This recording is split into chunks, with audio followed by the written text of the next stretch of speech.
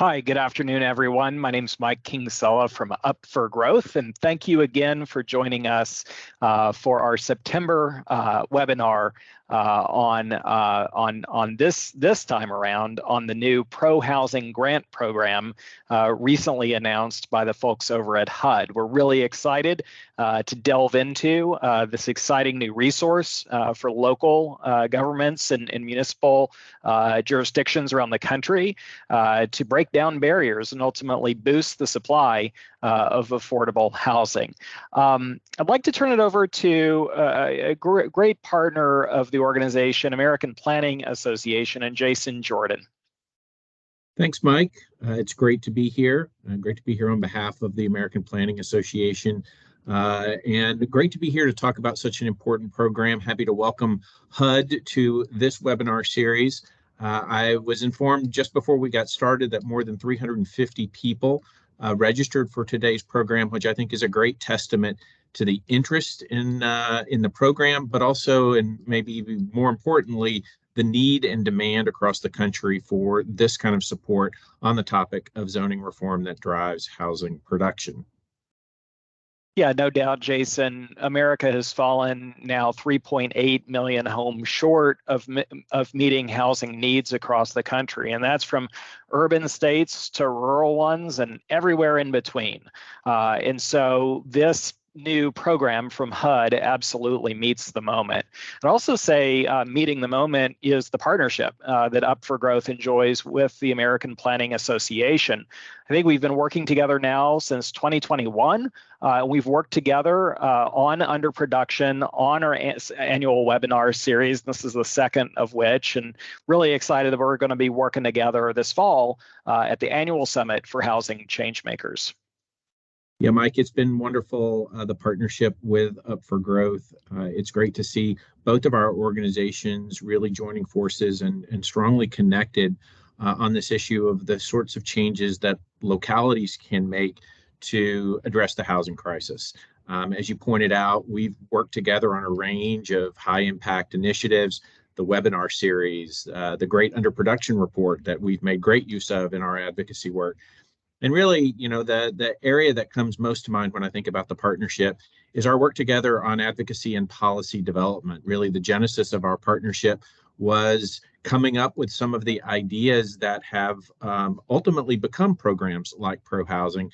So our ability to work together to drive this conversation among policymakers is really, really very valuable for us and hopefully for folks working on this topic across the country. Yeah, no, I couldn't agree more. And, you know, our lifeblood as an organization is our membership. And as you know, Jason, you've got such a deep bench of practitioners across the country working on policy and planning. But, you know, our network, including many folks affiliated with the American Planning Association, but also include organizations working on social justice issues, working on environmental issues, working on business and economic health issues, come together. I mean, ultimately, our members are on the front lines of this fight to solve housing underproduction. And we really believe that this webinar series and this webinar in particular is an extension of that commitment. Yeah, you used a word there that's been on my mind a lot, and that's front lines. I know in talking with planners and planning officials across the country, that's exactly what's happening. We're in a period of dramatic experimentation as it relates to local regulatory structures that inform housing decisions and housing supply. Planners, I think, are taking very seriously and focusing very much on their ability to use the unique insights derived from the planning process to support elected officials as they're making decisions and changing the rules of the road that can ultimately help us address our housing challenges. You know, it's interesting to me that we're at a point in time where I think the country and communities have really begun to reckon with the fact that we need a different set of regulatory structures. We need modernization of our rules. And in a period of time when we're thinking about, well, maybe we need less regulation in certain ways, it actually means that we need more planning and better planning. And so I do think one of the reasons APA is so focused on this is one of our strategic priorities. And this partnership, as an outgrowth of that, is that this is a moment for planning really to step up and drive that local reform. I think that's right. I think that's right. And as we sort of look at the map of the country and how this housing deficit has gotten much, much worse over the past decade. I mean, we went from 1.6 million missing homes as far back as 2012 to 3.8 million as of 2019. And that problem has certainly only gotten worse. And we think it is a problem that requires an all hands on deck approach, just not bringing together practitioners, leaders in policy, leaders in advocacy, but really engaging at all levels of government to push solutions forward. Speaking of which, Jason, I'm really excited to share with the audience today that we have a really exciting and important event coming up on the horizon. On October 12th, here in Washington, D.C., at the National Press Club, we're going to be convening for the third time in a row our annual summit for housing change makers. And this is the place where leaders in research and policy and advocacy and practice come together to connect, to learn, and ultimately to ignite policy solutions across the United States. I expect many of our attendees are going to be tapping into these new resources at HUD that we're going to be discussing in a little bit with Principal Deputy Assistant Secretary McFadden and Jennifer LeSar, member of the board of Up for Growth. I'm also excited to announce today that Governor Gianforte of Montana, who recently spearheaded a number of pro-housing initiatives at the state level, has agreed to serve as our keynote luncheon speaker at this conference. So this is definitely a don't miss event. Registration is open. I'm going to ask Omar Joyce to drop into a chat the link to attend our third annual summit for changemakers. And again, really think that this conversation, the conversations that we're going to have at the summit this fall, is exactly what's going to take to move solutions to the housing deficit and these barriers forward. Well, Mike, we're certainly excited for the summit coming up in October. It's great news that Governor Gianforte is going to be joining us. Obviously, APA is happy to be a partner in that event and in the work that will happen at that summit. And Montana is such a fascinating story where we see this combination of zoning reforms happening, but also updating and modernization of planning statutes. It's been a very interesting story. And really one of the great things about the summit is the opportunity to explore all the solutions that are being pursued out there and to really roll up our sleeves and work together on driving this movement forward. You know, at APA, one of our main areas of focus is zoning reform. We see it as really the critical lever for addressing the housing crisis. And one of the reasons I'm so excited about the pro-housing program is that it really is a recognition of the fact that regulatory reform, updating zoning codes, addressing land use is a critical part of housing supply and a critical part of solving this problem. I don't know that that's always intuitive for people who may want to reach first for additional capital investments, which of course we desperately need, but making these sorts of changes at the community level really will fully leverage those capital investments and give us the kind of return on the other programs in the federal portfolio and the state portfolio, the local level that are really needed. And I think it's a perfect example of how the federal government can very appropriately engage with communities and support the work that's happening, because as communities want to make changes and want to tackle the housing crisis that they confront and the unique aspects of that crisis in their individual markets, there's the real need for technical assistance and capacity building and bringing to bear the resources that are needed to drive that change forward. And Jason, I know we're running up on time and we need to turn the stage over to Brian Green. But before we end, I just want to acknowledge your organization's work with the National League of Cities on the Housing Supply Accelerator. This is a really exciting initiative that you all have going, bringing cities to the table together with planners. And again, we hope tapping into the resources available through the Pro Housing Grant Program to really make change on the ground. Here at Up for Growth, we are the only organization at the national level committed to solving our nation's severe shortage of homes. But it's not without without partnerships like those that we have with you all and National League of Cities and federal partners at HUD. We wouldn't be able to drive solutions forward. So thank you, Jason, for your work on this issue. Well, thank you, Mike. That's certainly why we value our partnership with Up for Growth. We're excited about the Housing Supply Accelerator and the recommendations and resources that will be coming out of that work later this year. And I know that one of our other partners in that is the National Association of Realtors, along with the National Association of Home Builders and the Mortgage Bankers Association. So lots of interesting and important players in that process. Well, without further ado, I'd love to turn it over to Brian Green. Brian is the chairman of the board of Up for Growth Action, our advocacy affiliate at the federal level. And of course, the National Association of Realtors is another strong partner of Up for Growth. So Brian, I'd love to kick it over to you to share some comments before we go over to Jennifer. Thanks. Thanks, Mike, and thanks to Up for Growth for hosting us today. I just want to say that the National Association of Realtors is proud to support Up for Growth and Up for Growth Action. As Michael said, I'm the chair of the board for Up for Growth Action. And NAR supports Up for Growth because it's the one national organization that is singularly focused on boosting housing supply in our country. We direly need it. Mike shared some estimates of the housing shortage. NAR has gone beyond that 3.8 million that Mike shared in estimating that the shortage may be upward of 5.5 million units in the country. I think we're all unanimous in saying there is woefully too little housing right now in this country. And I say that we need a Marshall Plan in this country to really get to where we need. We need bold action. And I'm pleased that Up for Growth is forming the partnerships to create that kind of bold action when it comes to federal policy as well as policy at the state and local level. Up for Growth Action is the group that is out there raising the clarion call, kind of like Paul Revere riding through the countryside, alerting America to this dire need. And if Up for Growth were to go by another name, it would be pro-housing.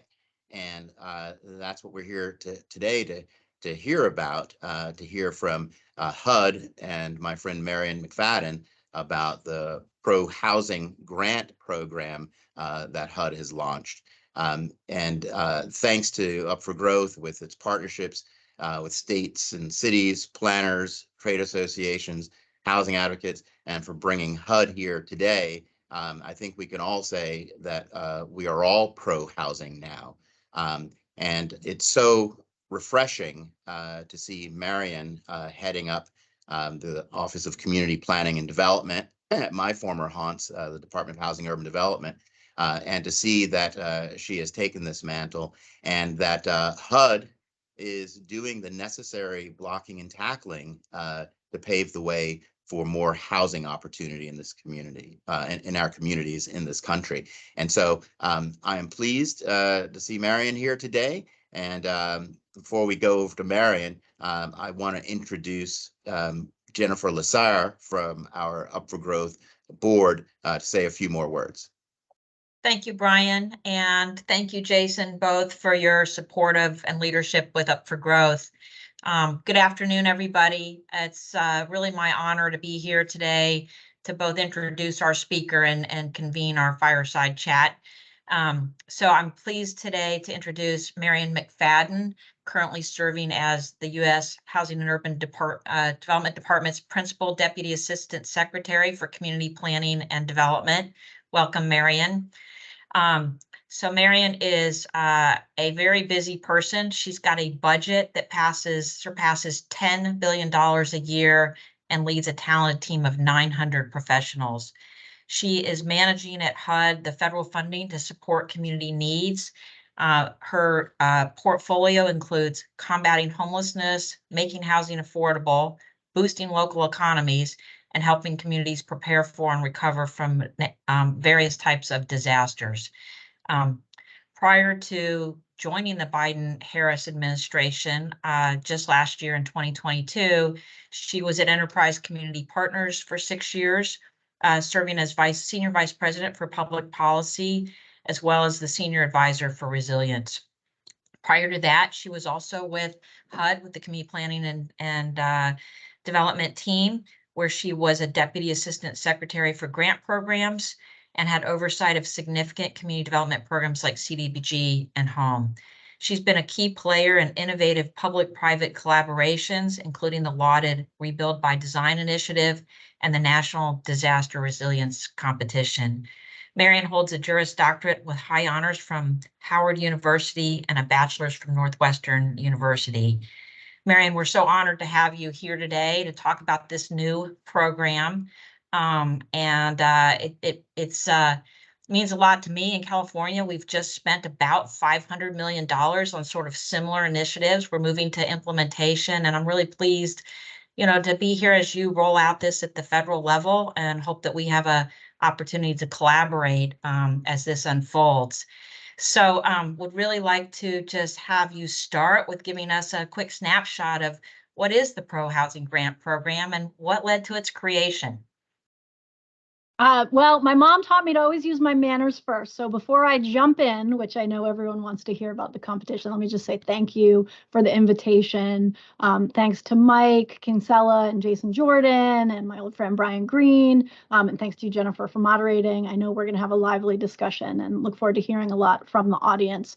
But I just wanted to say I absolutely wholeheartedly agree with what Mike said about the critical need to fight underproduction of housing in this country. That is something that the Biden-Harris administration has been committed to almost from day one with our housing supply plan. And so really happy to be able to talk about another resource that we have to bring to the table, because, in our best estimate, at least 1.5 million of those missing units of housing is the affordable housing that we need. So we know we need to work together and harness all our resources. So I hope that you all see HUD and my office, the Office of Community Planning and Development, as an important partner in the work that you're doing. The fiscal year 2023 appropriation actually gave my office 3 new programs. So $85 million for what we are calling Pathways to Removing Obstacles to Housing, or Pro Housing, which you may have previously heard talked about as YIMBY, because that's one of the ways that it was referred to under the law. So we have $85 million in funding for communities across the country to identify and remove barriers to affordable housing production and preservation. This one was the first one out of the gate. Later this year, you will see funding for manufactured housing residents and communities, and funding for continuums of care for permanent supportive housing. So here, in designing this first competition, we recognize that every community has their own unique needs and community development challenges. And so we looked at the fact that we already require the jurisdictions who get annual formula grants to identify their barriers to affordable housing as part of the consolidated planning process that they do every 3 to 5 years. So we already are asking them to take a look at whether the cost of housing or the incentives to develop, maintain, or improve affordable housing in the jurisdiction are affected by their public policies. So here we're thinking about policies of the jurisdiction, like tax policies that are affecting land and other property, land use controls, zoning ordinances, building codes. We ask them every year to submit an annual plan detailing how the annual funding we're making available for them will support this larger consolidated plan and which activities are priorities. We do not compel a certain result or say you have to build this way or that way or the other. We just compel a process at the state or local level. But this, with Pro Housing, is the first time we've ever had competitive grant funding specifically to address those housing barriers. And so that's very exciting for us. We launched the NOFO officially on July 27th, and applications are due on October 30th, 11:59 p.m. Eastern Time. The best way to remember this is you got to get those applications to us before Halloween strikes in the District of Columbia.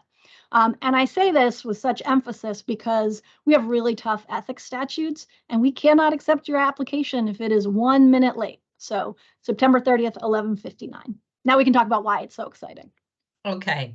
Yeah. So Marion, thank you for all that and for that and for the, really for the context. So again, this is a brand new program. What led you to create a program that's really pretty different, right? Not compelling outcomes, but really just really taking a hard look at barriers. And what was the thinking behind that? So we've been looking across the administration at how we can bring resources to bear to increase supply, whether that's through new creation of affordable housing, through conversion of non-residential housing, or simply by providing preservation funds for existing affordable housing. But we know that we need to go a level deeper and to have communities take a look at things like restrictive land use and zoning rules. What are the local decision making that may unintentionally be constraining housing supply and perpetuating historical patterns of segregation?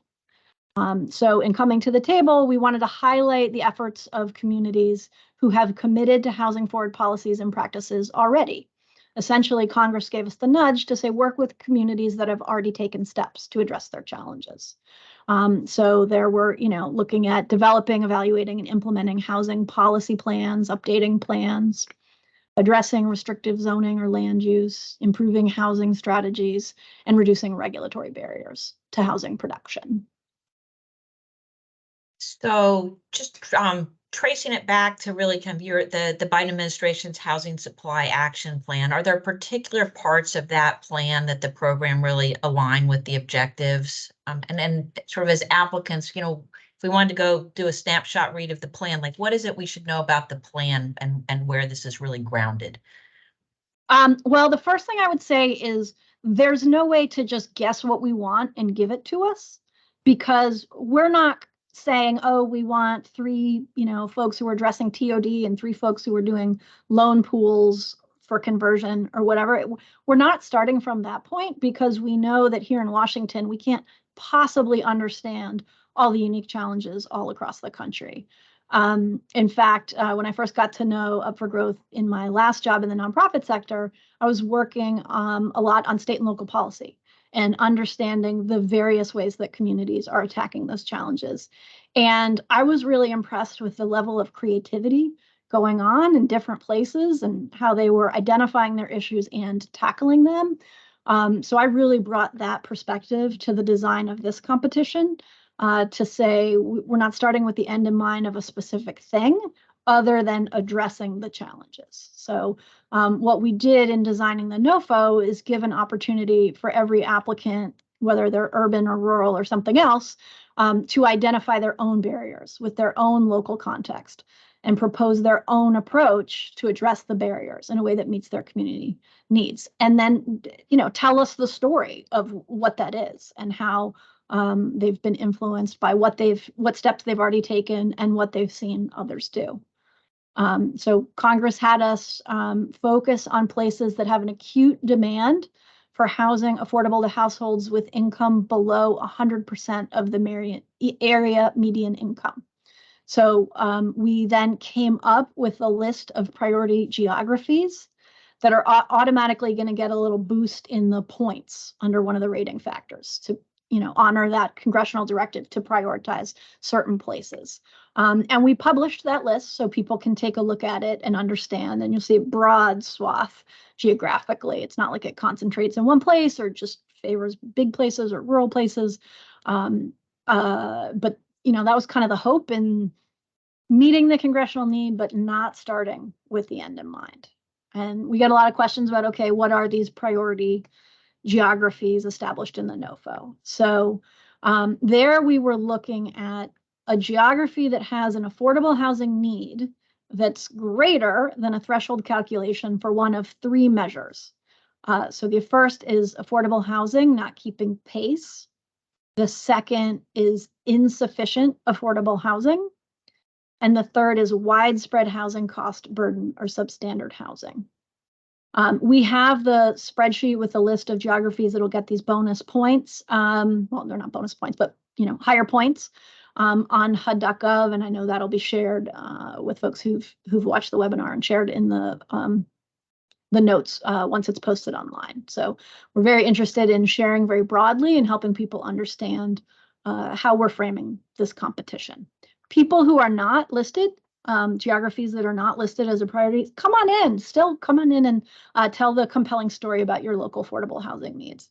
Doesn't mean you're not welcome to come in and compete. Thanks, Marion. So here's what I heard, below 100% AMI, affordable housing not keeping pace, not enough affordable housing in your area, and either extreme rent burden or substandard housing. What about geography, size, big cities, small towns? Who are the within that Excel spreadsheet, which I've seen? So, any primary targets, or are we really looking at every size and shape and geography? Basically everyone. Come on in and tell the story about how what you're doing is what's needed. We would certainly encourage jurisdictions to link arms, right? So we have the ability to allow applications from multi-jurisdictional entities. So that could mean metropolitan planning organizations or something else.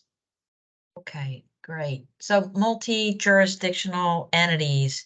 Tell me a little bit more about that. What does that mean if you're a PHA and you're also the housing department for a city? Mm-hmm. What does that kind of collaboration mean, both at the entity to entity level and the geographic level? When you say MPOs, I certainly think about regional.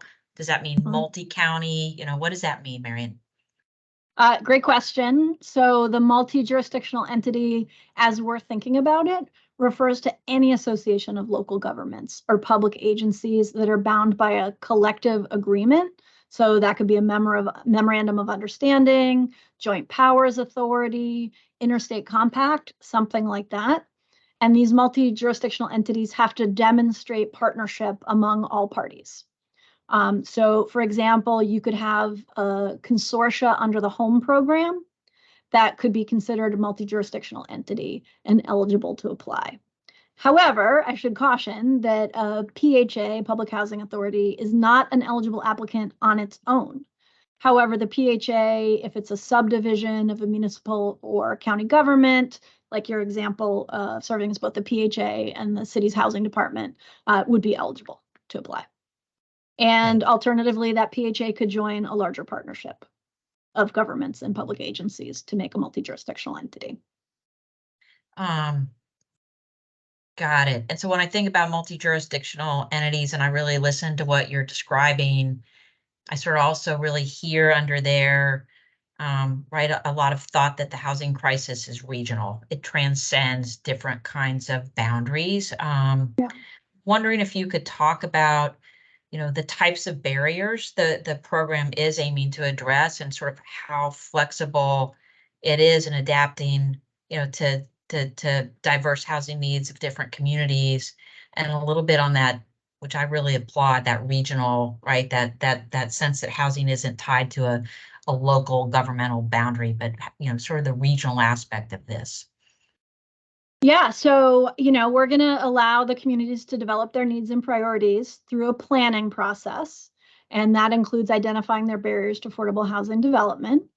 And those barriers could include things like restrictive regulatory zoning and land use policies, outdated procedures or permitting processes, inadequate or deteriorating infrastructure, lack of financial resources, capacity, economic investment, threats from environmental, national, or natural weather-related hazards, and other impediments to affordable housing. So we're providing funds through ProHousing explicitly for addressing those types of barriers and advancing the local housing strategies. So as we think about, okay, if you are the dog that catches the bus, what do you spend the money on? The activities could include developing, updating, or advancing housing and community plans, creating transit-oriented development zones, incentivizing the development of vacant lots or conversions of underutilized properties to housing or mixed-use development,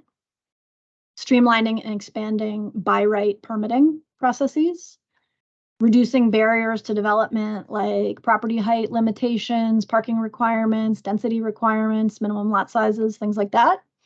Allowing accessory dwelling units or ADUs on lots with single family homes. That's one of my favorites. And building, but that will have no bearing on scoring. And building capacity of local nonprofit organizations so they can be part of increasing housing supply. So that's just a taste of what we imagine folks may come in to seek to use funds for. Well, I love all of that. I personally love the building the capacity of our nonprofit sector. That's really, honestly, so forward thinking. Just really, really appreciate the thought behind this. Let me kind of turn to talking a little bit about impact with you for 5 or 6 minutes, and then we'll start to move to questions. Want everybody to know I've got a lineup of questions from the audience already for Marion, but let's talk about impact. What kind of systemic change is HUD hoping to enact through this initiative? Well, we were excited to get the $85 million, understanding that it could be a one-time shot in the arm, or it could turn into an annual program. But when we first received it, we thought, okay, let's really just think about if this is it. If this is just a single investment that we get, let's take this opportunity of this carrot of funding to institutionalize having states and localities do that analysis and implementation of effective, equitable, resilient approaches to affordable housing production and preservation, and ensure affirmatively furthering fair housing by addressing and removing barriers to perpetuate segregation, inhibit access to areas of opportunity for protected class groups and vulnerable populations, and concentrate affordable housing in under-resourced areas. So we wanted to make sure that we had some long-term goals around thinking. But we will see. The Senate has proposed funding for fiscal year 24, so we may get more than just a one bite at the apple here. And based on the level of interest we're getting from communities, I feel like this $85 million is going to be far oversubscribed. Yeah, I think we're going to see a lot of communities coming in because we have really seen so much state and local emphasis on housing around the country in the last 10 years or so, but especially in the last several. Yeah, and I think with all of the economic shifts we've gone through, the foreclosure crisis, the COVID, we've lost a lot of human capital I see in government. And I just look at these kinds of funds as such an opportunity to build capacity and get the planning work done that's really gotten neglected because our budgets have been short in local and state governments. And even on the federal side, right? It's the Yeah. Office of Community Planning and Development that I lead, but we don't have a lot of dollars for community planning. So here, even though we're kind of using the annual CDBG framework as directed by Congress, there's no limit on the amount of funds that can be used for planning. Mm-hmm. Yeah, great. It's going to be great to see the hopefully the oversubscription, right, to really bear out the need that we have nationally. And let me ask just one more impact question, and we'll go to some of the audience questions. But for a community who would receive this funding, what would a win look like for a community that's a successful applicant?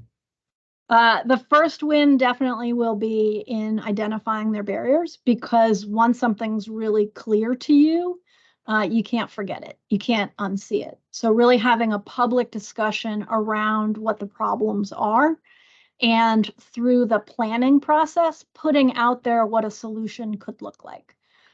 So the jurisdiction or the multi-jurisdictional entity that creates the plan has to put the plan out in full for the community to review and do 15 days for public comment, and they have to hold at least one hearing. So that's really a significant level of discourse around what the state or the locality identifies as a big part of the problem. So just doing that exercising and putting it out there for many jurisdictions, I think, will be a win. And then having that inform how they spend all of their dollars moving forward, whether not just their HUD housing dollars or their CDBG funds for infrastructure or whatever, how they really think about how to apply the value of increasing housing across all the spending decisions that they're making every week of the year.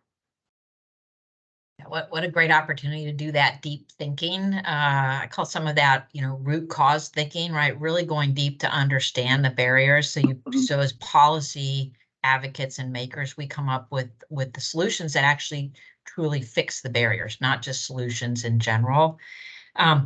Got a couple questions. We're going to move to questions and answers, and we've got about 15 minutes. Question 1, Marion, my small municipality has done the hard part. We've gotten the forward-thinking zoning code approved. It has all the best practice recommendations. It's won multiple awards. Reduced lot sizes, ended single-family exclusive zones, removed discretionary approvals, reduced parking minimums, the works. Problem, housing still lags behind, mainly due to construction costs and infrastructure demands.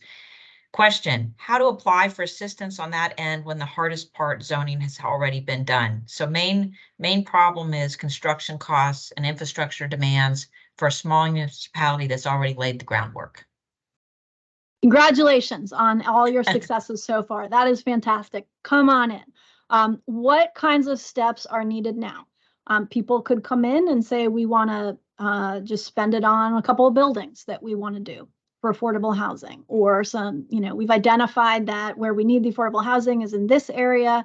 And so we want to do some commercial to residential conversions or other things, right? You can propose spending it on construction or creating the funds necessary for construction.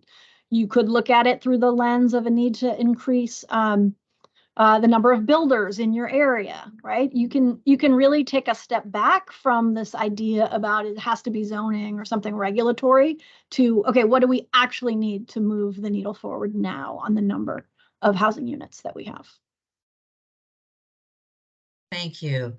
Different focus here on question 2. Will the program support initiatives to increase the supply of permanently affordable housing, such as municipal partnerships with community land trusts?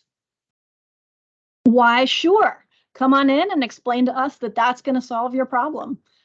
We love affordability, very, very, very long-term affordability. So we welcome that kind of proposal. I'm going to do a quick announcement. Everybody should remember applications are due before you put your Halloween costume on. Just want to remind everybody, October 30th, 11:59 p.m. Eastern Standard Time. Okay, giving you a break there, Marion. Don't even sew your kid's costume until you've submitted this thing.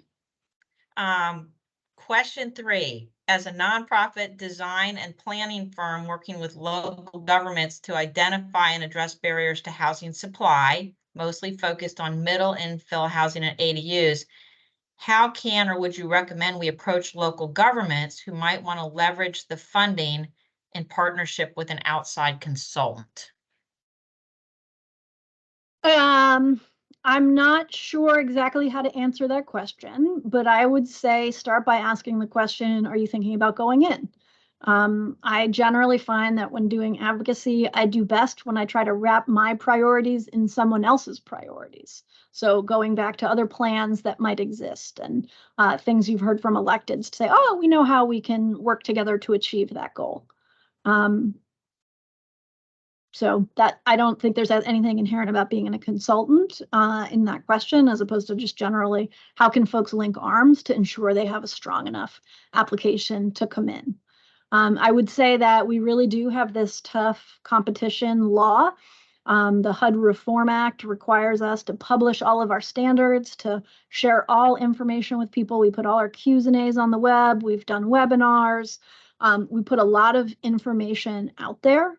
And we encourage folks to take a look at that in hopes that it will spur ideas for how you can implement your ideas locally. Question about the 100% area median income cap. Right, in affordable housing, we always think of everything generally up to 60%. What was the thinking behind going all the way up to 100% AMI, and what might be some of the types of barriers there that you might think about that the field's experiencing that might come in?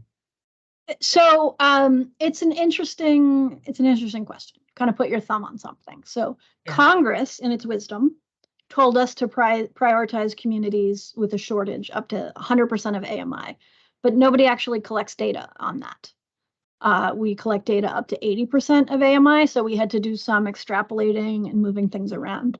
But because this program is a cousin or something of the CDBG program, Congress directed us to basically follow the CDBG rules, which include serving people up to 80% of area median income. as the primary objective. So there's a little bit of a dance going on that you'll see reflected in the NOFO. Is this, though, a recognition that the markets are really failing to produce workforce housing now in a lot of places in the country? Does it signal that? I think this is where we get into the challenges being so unique to places, right? Okay. So Yeah. I'm very privileged in this job to have the opportunity to travel all over the country and see that the challenges in Kentucky, where no moderate housing's been built for 20 years because it's so hard, or maybe 30, because it's so hard to find flat building lots in some places. And then the challenges in places with much more land and available supply, but fewer salaries to support housing, right? Challenges are really different all over the place. But I will say, in talking with individual congressional offices, we hear a lot of concern about folks going up to higher incomes, up to 100% or 120%, this just discomfort with how hard it is for people to find an affordable place to live at multiple incomes. Great, thank you. Got a question about the NOFO. It asks, can we apply for both planning and implementation funding? Is that correct? Yes, absolutely. Okay, and seems to suggest, the NOFO seems to suggest that HUD will try and spread the 85 million to as many applicants as possible, and that each applicant should be ready to carry out a successful project with less money than requested. Could you discuss how this should inform the way we structure our project proposals? Sure. I mean, let me a little bit combat the premise that we want to make 85 $1 million grants. Okay. Right? So Yeah. minimum grant size is 1 million, maximum is 10 million under the competition. So here we want to ensure that we have some geographic diversity. We don't want to just put money into one corner of the country or one type of solution. So we give ourselves some flexibility there to fund not in the entirety of an application that comes in. Historically, we fund in rank order. But we do give ourselves the right to jump out of rank order. I don't know that HUD's done that previously, as opposed to just partially funding applications that come in and reaching a little farther down the list as necessary for some balance. A lot of application questions here, which is good. Glad everybody's working on it. Can the application describe multiple activities? Absolutely. Right. Okay. So we don't have the end in mind. And so you just need to explain why doing multiple things makes sense. And how you would prioritize those if not funded for the entire thing. Okay. Do we need to include local municipality approval, like a resolution giving support for applying for these funds? Is that needed to be included in the application? That is a great question. I do not know the answer. I assume that comes from an applicant that wouldn't on its own constitute an entity or a multi-jurisdictional entity. Maybe an MPO, I'm not sure. But if we don't already have guidance on our website, I will ensure that we get some up there. Because if one person has the question, a lot of people have the question. Yep. Great. Okay. And our staff's got noted that one to share that one back with you. Another question. The fastest growing municipalities in our state with the biggest need aren't shown to be priorities, but smaller stagnating outstate municipalities are ranked highly. How much of a focus exactly will priority geographies have? Sorry, could you say that again? Yeah, the fastest growing municipalities in our state, somebody's state, with the biggest needs aren't shown to be in your high priority list, but smaller stagnating municipalities not in their state are ranked highly. So I think it's really it's a question about fast growth versus more stagnating economies. How much of a priority is geography? So we did try to take those things into consideration, but you can never just point at one place and say that should have been here or there. So we assign points to each of the categories, so that wouldn't qualify for those priority points, but I assume could still win overall in knocking it out of the park in the other sections. I think I just want to go back to some of the things that you said, sort of focus areas, for high growth, right? It's as affordable housing not keeping pace, but in other markets, it's about substandard housing or high cost burden. So again, for everybody in the audience, right, there's a mix of factors in what's driving the funding that enable different markets with different economic and housing stock needs to apply. Let's see here. Let's see, we're starting to run out of questions. So how about 2 more questions, and then we'll close it out to our remarks from ZoneCo. But 2 more questions. Let's see here. Thank you, Marion, for taking the time. We're working on redeveloping several mobile home parks in Pennsylvania to help provide more affordable housing. Anything in these new programs, this program, that could help us in our redevelopment efforts for these communities? Thank you for your support. Thanks. So I will again flag that we're going to have another competition coming out explicitly for existing manufactured housing residents and communities. So definitely keep your eyes out for that one. That's going to be called the PRICE program. But yes, absolutely. So one of the challenges that could be identified here, let's say you could have additional density in that community if you had some kind of variances, or if you could do infrastructure work to better support the community. Now I'm just kind of spitballing, but we have gotten questions about places that could increase their supply through manufactured housing, but that aren't able to do it because they don't have the right zoning for it. So yeah, absolutely. We definitely see the importance of manufactured housing to the nation's housing stock, and want to encourage doing your best thinking about how manufactured housing can be part of your affordable housing barrier removal. Do you have any sense on the manufacturing NOFO that'll come out, Marion? Any just sense of the timing? Is it in the fall? When might that be? Yeah, later this year. Later this year. Okay, great. I'm going to ask just one final question, and then we'll go to our sort of final closeout speaker. Is there any priority between regulatory reforms or other planning projects that lay the groundwork versus more targeted projects that advance individual housing developments towards implementation? And can the funding go towards things like seeding a revolving loan fund? So I think the first part is priority between sort of regulatory reform and planning versus capital projects. And then second part, could we see a revolving loan fund? So tell your story about how you want to spread the funds that you're requesting across. So planning can be part of that. With revolving loan funds, I believe that they are eligible and possible under here, just as they are under CDBG. But the thing that everyone seems to want is, can we just do a big lump sum drawdown right at the front? Is generally not eligible. So I would encourage you to take a look at the regular CDBG program, revolving loan fund rules, if you're thinking about structuring your application that way.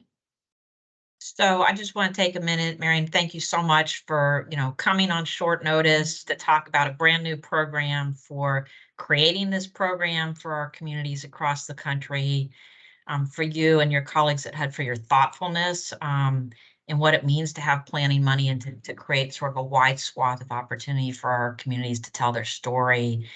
And we'll be really excited, of course, to hear on the back end the successful applicants and what that really means, right, as we advance across the country to try and spur more housing production and lower the boundaries. So again, just thank you so much for your time today. And on behalf of everybody, just a great big thank you. Thank you, and good luck, everybody. Yeah. Let me introduce our kind of closeout speaker from ZoneCo, Sean Suter. Sean, thank you, of course, for your support of our work here at Up for Growth. And I want to turn it over to you. I thank you, Jennifer, and thank you, everyone. It's great to be here. It's fantastic, the work that Up for Growth is doing and the federal government is doing.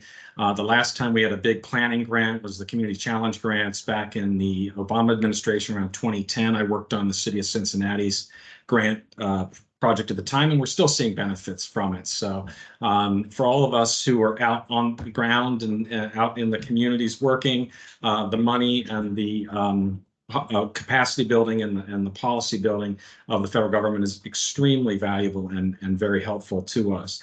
We are ZoneCo. I'm lead principal and founder of ZoneCo. We write zoning codes, and we are one of the on-the-ground frontline practitioner partners of Up for Growth.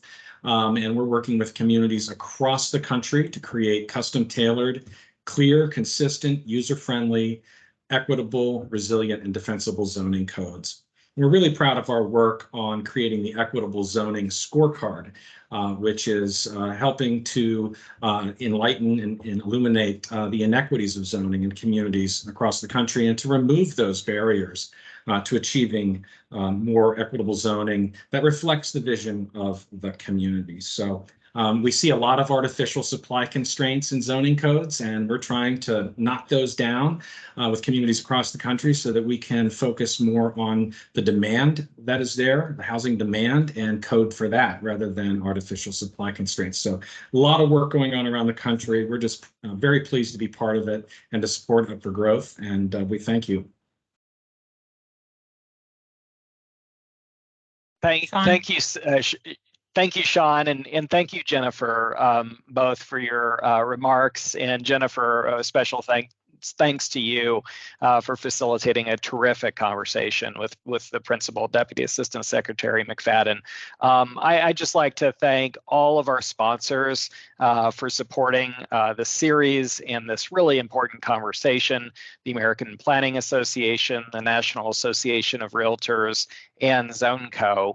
And I'd love to wrap up by saying in about a month's time, we're going to be convening a group of change makers from across the country here in Washington, D.C. on October 12th. And we hope that you will join us for that conference. We're going to be hosting, in addition to the governor that I mentioned earlier, former Arlington County, Virginia Board Chair Katie Crystal, who led a critical missing middle legislation, the former Speaker of the House of the state of Maine, Ryan Fecteau, Andrew Fine, Policy Director from Open New York, Angela Brooks, Board President of APA, and Richard Hollenberg, Senior Fellow with the Progressive Policy Institute, and many, many more. So it's going to be a robust, dynamic conversation carrying on with a lot of the themes and specific solutions that this conversation today delved into.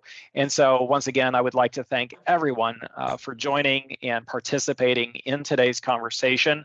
And we look forward to continuing the dialogue with all of you as we move forward and as we head towards October's annual summit for housing change makers. Once again, thank you all for your support and your engagement in Up for Growth. We look forward to collaborating with many of you on pro-housing policy solutions so critical to the nation's health and housing affordability for all. Thank you so much.